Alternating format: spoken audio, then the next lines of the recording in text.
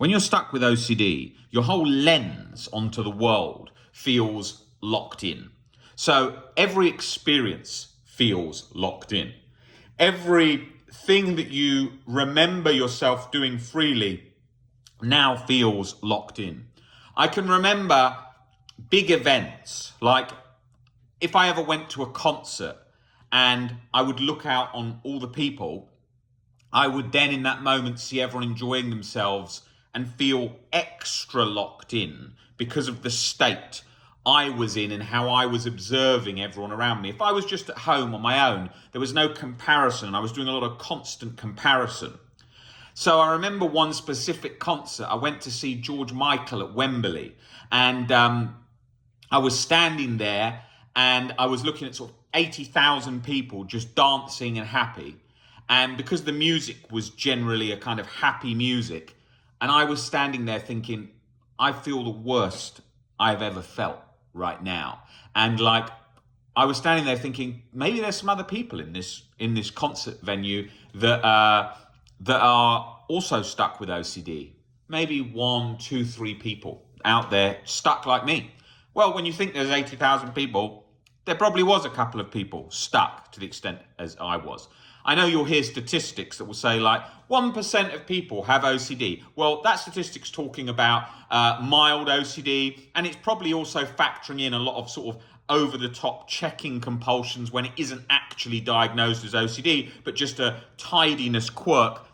I would imagine when you think of how misunderstood OCD is, that could easily fall into that catchment bracket too. So the chance that in Wembley, when I was standing there, there was thousands of people with, hundreds of people with OCD. I'm not so sure about that. I don't think that would be the case. I think maybe some mild cases, for sure, in larger numbers. But chronic severe OCD, sensory motor OCD, sort of these kind of things, I doubt it. When I was the most stuck, internalized in my head, was when I was suffering from like a repeated words where I'd be like, well, I could sabotage my whole day by just thinking of a word. So if I just think of that word on repeat, then every single moment of my life will be damaged by that repeated word. So any word like car, car, car, car, car, car, car. So I thought, well, how can I stop that? Because that's in my head. So then I've just destroyed my whole life. And I had that one and I didn't realize that it was my fear of that repeating that was causing that cycle. And I thought, well, how can I ever get into that and break that down? Because that's not got sort of an outward compulsion so easily to spot. And I didn't understand how fear of fear was operating. So I couldn't see an obvious exposure or anything to do. So I was like, uh-oh, there goes my life, doomed. So especially in those kind of events and things like that, I felt extra specially stuck in those moments. And that's what OCD does. It does that. It gets into those sort of special moments, those holidays, those experiences where you really want to be present, you really want to be there, you want to be at peace. And that's what it's looking to sort of latch in hard on, especially when you don't want it to be there and you're not bringing it for the ride and you're not welcoming it along. It's going in hard. So it's really important to be more internally willing for it to be experienced at any time, any place, anywhere, because then it loses its kick. And most people aren't aware of that, and they don't also understand that internal willingness is a process. It's not just like, oh, come on, it's coming in, the same as acceptance. It's a gradual transition in the sort of baseline state that you're operating in and your sort of movements in your mind of how you go about your life, being just more willing to take risk, more willing towards discomfort. And that's a process, that's an experience, that's a state. That doesn't just, you just won't just be able to force that. Like forcing that's the opposite of willing. So that's a gradual transition. The same as if you never painted before and you're trying to paint something, you'll be very much like this, trying to get it right. And then there'll be a flow of it as you become more confident, like any area of your life that becomes more confident. And then you've got that transition to the locked up state again. So if someone was painting a painting and they loved painting and they'd finished their painting and they were touching it up, being a sort of a bit obsessive on touching up, and then I said, you finished that painting? And they say, yes, I've finished that painting. And then you say, okay, in 1 hour, Picasso's coming to see the painting. Oh my God. And then they start playing around with the brush all over the painting. And then they think, oh my God, I've ruined it, because there's massive internal control to make sure it's appreciated by someone they hold in high regard. So we have to learn to accept error, being fallible, mistakes, emotional states, different obstacles that come in life, and transition through those and become more willing. Now, that process is not just a case of, hey, be a bit more accepting, be a bit more willing, as OCD is often simplified down to.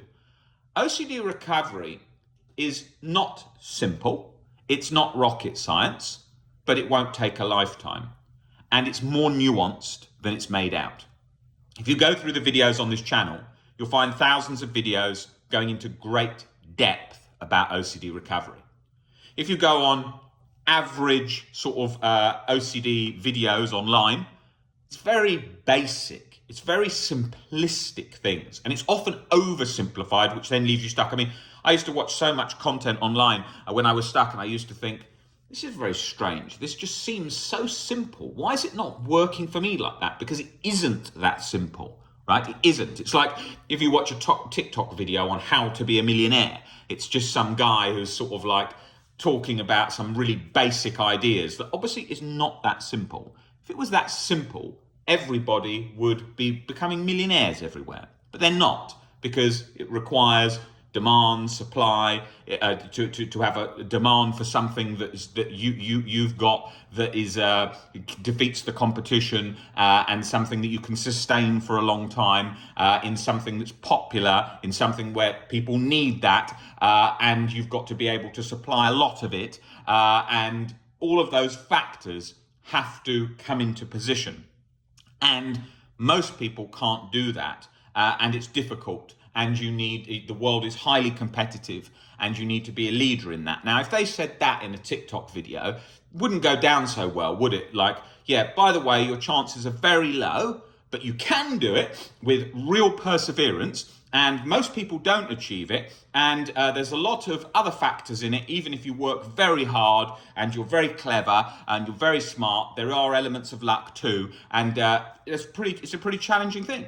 If they said that, that wouldn't be so popular. But that's the kind of stuff you want to hear. If I was wanting to be a professional athlete or building a business, I want to hear what's realistic. I don't want any fairy tales. With OCD recovery, I don't want fairy tales. I don't want fluff. I want the reality of how to get better, right? I don't want to say to people, hey, yeah, you can recover in a month. It's crap. It's crap. How can you say to somebody you can recover in a month? It takes what it takes. It's realistic. That's not what people want to hear. It's going to take a long time, maybe. It's going to be difficult. You're going to have OCD morphing lots of times. It's going to happen. You're going to feel like a lot of times that you're still at square one. You're going to feel a lot of times that you haven't learnt much.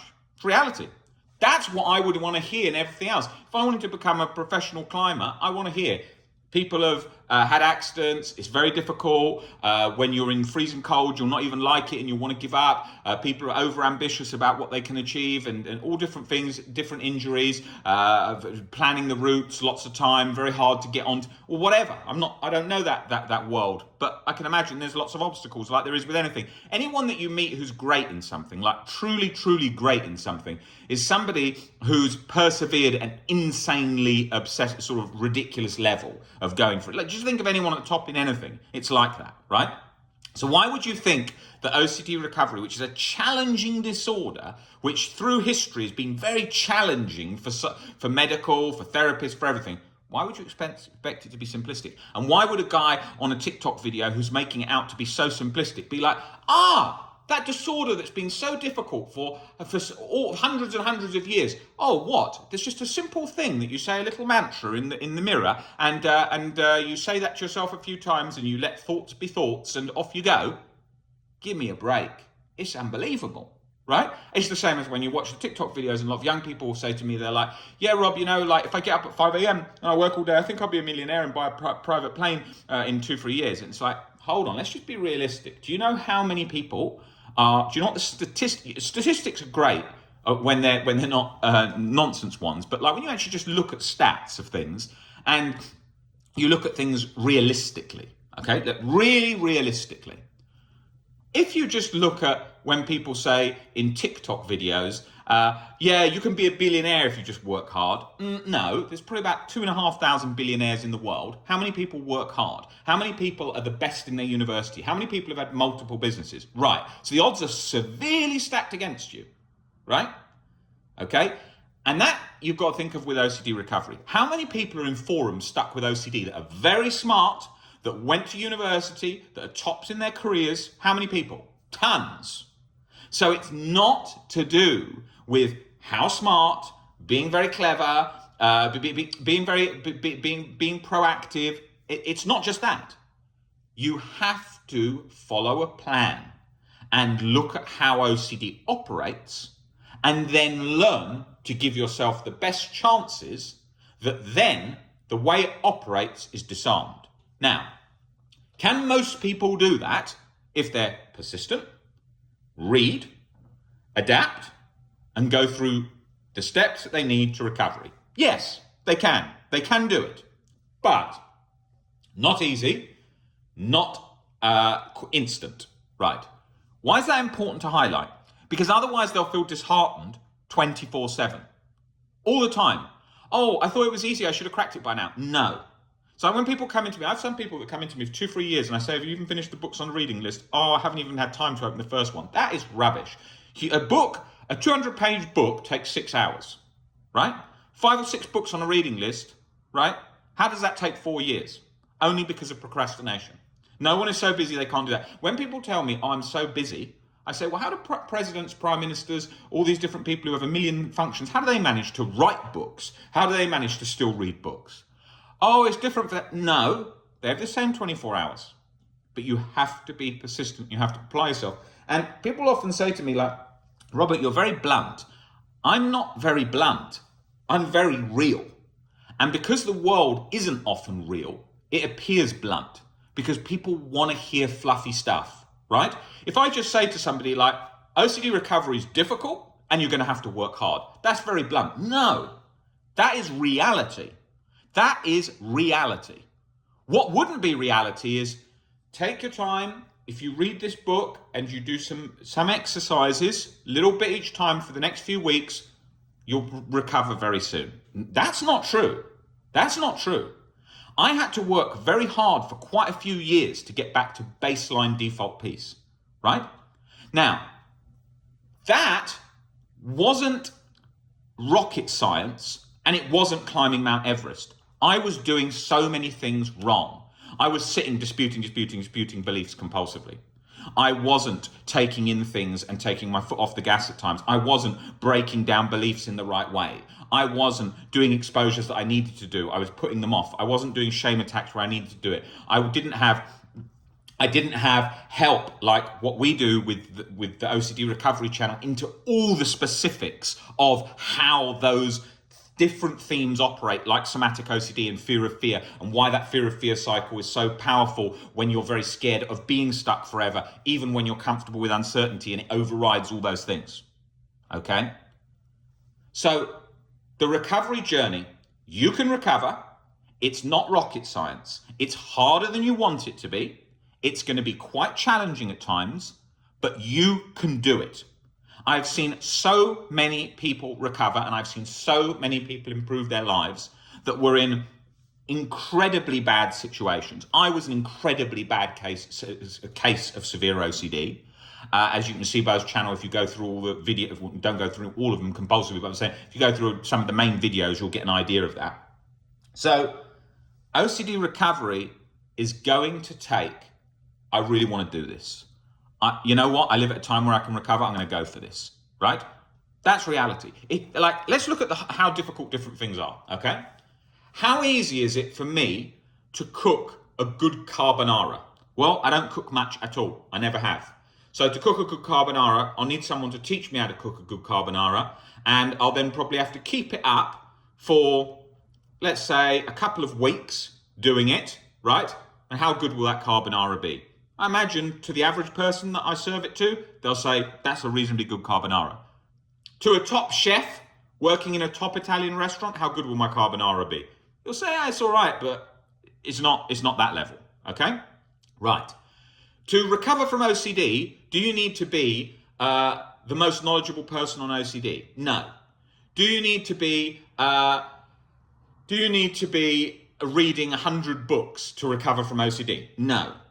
Do you need to do some reading of a few books and maybe a couple of times? Yes. Will most people do that? No. Will you have to do exposures that are quite challenging? Probably yes. Will you maybe have to do them again and again? Yes. Will you have to break down your beliefs and think about them and have lots of insight into them on quite a few occasions and let time pass and reflect and change the way that you're sort of going about problems? Yes.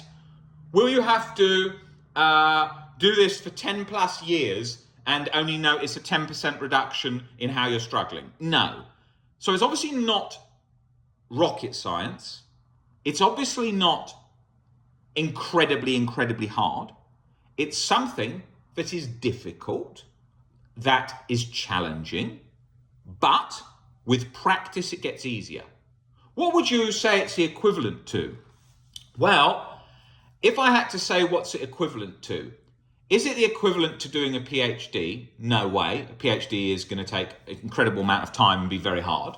Is it the equivalent to doing a degree? No, because that takes years and years and you've got to do a huge amount of work. So it's nothing like that. Is it the equivalent to doing 6 months to a year of on and off work for half an hour to an hour every day or every other day and still going about your life and doing everything else? Yeah, it's about there, right? I've worked with some of the most severe cases on the planet. Those cases come to me, okay? Because my whole life's work is OCD, and I'm one of the main people for working with OCD. And I don't know of anywhere that gets the results that we do because we completely focus on exactly what's going on and how we can help that person and customize that and really get into the trenches of what's going on. Now, when I see the worst cases, I'm talking about people who haven't left the couch, move further than sort of sitting on a couch, watching a bit of TV, facing the wall, going to bed, maybe for 20 years, housebound, in very severe cases, okay? When I'm working with that, even in those situations, people say, even their family members will say, they're never going to make an effort, they're never going to recover, they're never going to do anything. That is complete crap. You don't know. I speak to those people and then you just get into their thinking where you can see that they really want to get better. And as soon as you light that spark, it snowballs. They have just the movement of sort of just doing a bit of an exposure, an inch. And then they're so hungry for it, they want to make that progress. Then the leaps happen and change. At my worst, OCD take me to a point where I was showering 6 hours a day for contamination OCD and using like 6 bottles of shampoo and shower gel a day, right? That got completely out of hand. But it got to a point where I felt like I was completely imprisoned in my mind. I felt like I never had my freedom. I felt like that was the end for me. I felt like I couldn't see any way out and I couldn't believe that my life had become this reality. And I was going to do anything to break that mental door down and take my fucking life back. Once you get into that mindset and you really want that, you've got that conviction that this is the biggest priority right now, that is when serious steps happen. And my job is to get that mindset ticking in that direction, because otherwise we stay in that coasting. I can't, it's too difficult. I don't want to, I've already tried. I tried a bit of exposure, but now I'm tired. I'm already anxious. I don't want to do more. It is not, when someone comes into me, it's not like, okay, let's go, 100%. It's not. It's like conversation, assessing things, building up, setting out a little plan, building up. Someone might come in and they say, I want to really do this. Then it's a different approach. It's adjusted for different people. Some people come in who are very shy and want to just go gradually, start with. Fine, it's starting somewhere. That's what's key. You don't want to think it's like climbing Everest. It isn't. Road to recovery is not the extent of climbing Everest by any means, but you have to take it some steps going, building momentum, momentum, momentum. Once you learn about OCD and OCD recovery, you know what's kind of why you're starting to get stuck. You know when you're seeing videos where it's all fluff and they don't understand it, when it's just like, hey, I want to give you some breaking news. A thought is just a thought. For fuck's sake, how could you think that it's that simple? For some disorder that through hundreds and hundreds of years have been challenging for doctors, therapists, and for people with OCD, just to think, oh, okay, I'll leave it as a thought. OCD don't give a shit about that. When I was stuck with harm OCD, this is what would happen if I did that. Okay, it's just an OCD thought. Okay, it's an OCD thought. What if it's not an OCD thought? And it wasn't even what if it's not an OCD thought. The brain's just like, it's not an OCD thought, locked on. So you're locked. Okay, it's just an OCD thought, locked on. Okay, well, it doesn't even do that. It just stays like that. Okay, so I'm just stuck in that position now. Yeah. Deeper level of acceptance. But that's going to take a while. And that's the goal. So you can't kid your brain. You try and kid it. Please, please, please release from OCD. No. Please, please, please give me a release. No. Please, please, please, I've worked on this so hard. Give me a release. No. Okay, so it's really important to be realistic. In anything in life that's quite serious, they have to have realistic talks with you. If you were going in for an operation, they wouldn't just say like, oh, just go along, see how it's fine. They'll say, okay, this is what is going to be involved. If you were going to do a serious sport that's got some challenges involved in it, they'd say, okay, this is what you've got to do. I'd say, if you're setting up a business, these are going to be the problems. These are the things you're going to have to overcome. I have to be realistic. It's not blunt. It's realistic to keep you out of falling down the rabbit holes. So if I point out a realistic plan, then we get into a position where we become more optimistic. We become better at solving problems. And we move in that direction. And you want to learn to be for yourself realistic and rational, to give yourself the best chances of overcoming obstacles that you're going to come across in life, because you're going to face a lot of them and you're going to have a lot to overcome. And in the world today, there's so much nonsense on things like TikTok of just anyone can pick up a phone, do a TikTok video and make out anything like, and just give some sort of rubbish idea to it. Like you hear all the time where people are like, yeah, I've decided that, and then some stupid diet idea, and then it's like, and that solves everything. And it's like, yeah, you can go on TikTok and just say that, but let's have a look at why that won't work, okay?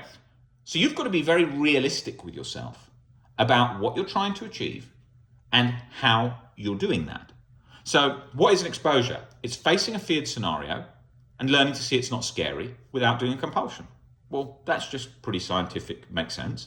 What are you doing when you're changing perspectives? You're looking at a feared scenario, you're changing your perspective of it and bringing down the catastrophizer thinking. Oh, that makes sense. And you're learning to build this realistic idea of life that brings down catastrophized cycles and turns off that chronic guilt and chronic anxiety. How realistic does this sound? A thought's just a thought. Okay, thank you. Yes, it's an important part of the journey. You don't need to go into every thought and accept everything, and you leave thoughts to come and go. And of course, that's a vital part. But it's a part that most people have heard covered and know to quite a lot of an extent already. OCD is resilient. It likes to grip on. It doesn't give over with just, like I said, a thought is a thought. You're just anxious, leave it be. It's like worry time, like people used to say to me often. They'd say, leave it to worry time. How on earth would that work? Well, you can just bypass the disorder by saying, I'll worry about it on Sunday. It wouldn't even be a disorder. I mean, in just one sentence, you can deconstruct the nonsense there. So if you can save it to worry time, then you've basically, the disorder's nothing. It doesn't make any sense at all. But that's what people often think with things like with people with CFS and stuff, and they're like, yeah, well, don't think about it too much. Just get out of bed and sort of push yourself on a run. It's not as simple as that, okay? So we have to build up, we have to deconstruct, we have to go through steps, and then momentum, momentum, momentum, and we get there. And we are here to help you do that. If you want to come in for one-to-one sessions with myself or the team, just click the WhatsApp link below. I don't have barely any slots for one-to-one sessions anymore, and I wasn't really taking on any more one-to-one sessions apart from 1 or 2 days a month. which I've allocated to taking on new people. But the rest of the team have other slots, although they're pretty full these days because we work with a huge number of people. But we can definitely fit you in and definitely get behind you every step of the way on the recovery journey. So send a message to us on WhatsApp and we'll get back to you in the same day, usually in a few hours. And we look forward to walking this journey with you bit by bit and looking exactly what your problem is. And it doesn't matter how long you've been stuck, how old you are, how many years, how severe, none of it matters. It's looking at what's keeping you stuck in that cycle of chronic anxiety and chronic guilt.